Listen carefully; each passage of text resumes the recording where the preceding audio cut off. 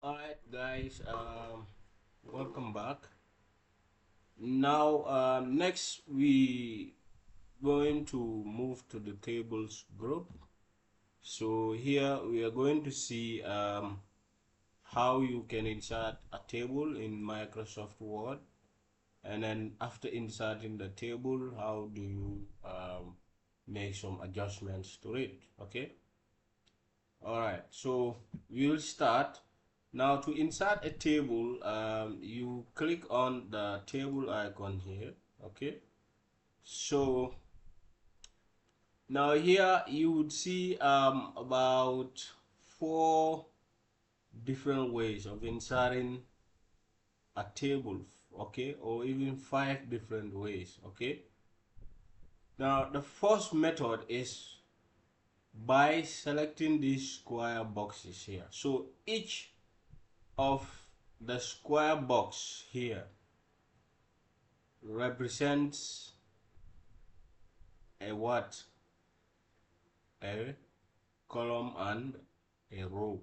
Okay, so you can see as I am moving this way now, columns are created. Then as you move down, then you now have your your rows. So that's one way that we can quickly insert a table into our document. Okay, so I'm going to show us another way. The other method is going to be you use the insert table command. Okay, insert table. So here if you click on that, then you're presented with a dialog box where you will choose the number of columns you want and number of rows that you want. So when we talk of columns and rows, what we mean by this is that columns run vertically, up and down, whereas rows run horizontally, left and right. Okay, so that's what we mean by columns and rows. So by default you would have five rows and five columns and five rows. So you can adjust those by just, you know, clicking there.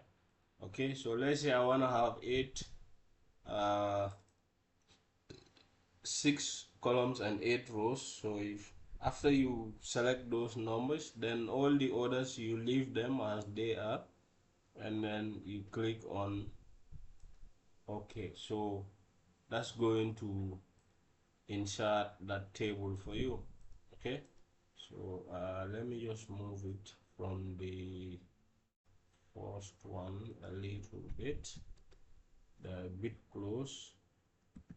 Okay, so probably I would have to, okay, let me just give space so that you see both tables. So you go to insert table, and insert table, let's do 6 columns and then 8 rows. So you click on OK, right? So now I've inserted my table. That is the second method. Okay, second method of inserting your table. All right, then the third way, you go back to insert again, click on table again. Now this time it says draw table. So now when you click on draw table, now this is now going to change your cursor to a pencil icon that you can use to draw. So what you do, click the mouse in there, press and hold the left button and then move, then you release the mouse button, then that is created. So you can also do the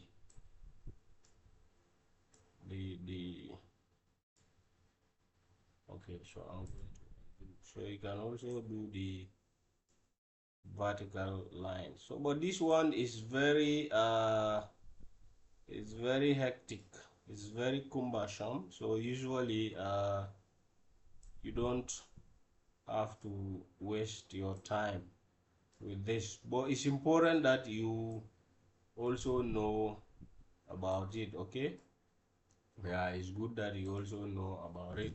All right, so that is the third way that you can do a table. Now the other way would be, you can use an Excel spreadsheet. So for that one, we will leave it for now. Okay, we will not talk about that now. We just talk about these three here. And then also you have quick tables. For example, if you want to do calendars or some other type of tables, then you find those on the quick tables. So you just go there, click on what you want, and then once it is inserted, then you just have to edit it. Okay, all right. So but for now we'll only focus on these two methods here. Okay, that is this, sorry, the three methods rather, this one, this, and this. All right, okay, good. All right, now also, usually when you insert a table and then you are in the table, if you observe on your ribbon, you would see that you would have two additional tabs: table design and table layout. Now we call these contextual tabs. Okay, now contextual in the sense that they only appear when you are in a certain context. Okay, let's say when a particular object is selected. All right, so that's why we refer to them as contextual tabs. So now you will see that if I move out of the table, they disappear, they don't show anymore. They will only come when I click in the table. Okay, so these tabs, these contextual tabs, contain commands that you can use to make adjustments to your table. Okay, so we are going to talk about some of them, though not all. Okay, but we'll talk about some of them. All right, for example, if I want to add a column, okay, if I want to add an additional column to this table, okay, so what I can do is, you can go up there, you say you have two options: either column right or insert column left. All right, so let's say I want to insert a column to the right.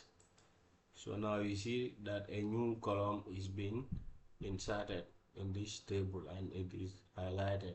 So the same thing, left also is inserted to the left and then highlighted. Okay, all right. So, or if you want to delete a particular column, okay, let's say for example I want to delete this first column here. All right, so you can just highlight it like this, then go to delete and say delete columns.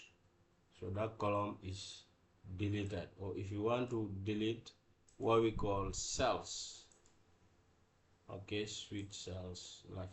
So now later I will talk about what we mean by cells. Okay, so basically those are tools that we use to make some adjustments to your table. Okay, okay, so also if you want to join columns, let's say for example you want to cut this line here, this other line here, so that these two columns at the top here becomes two.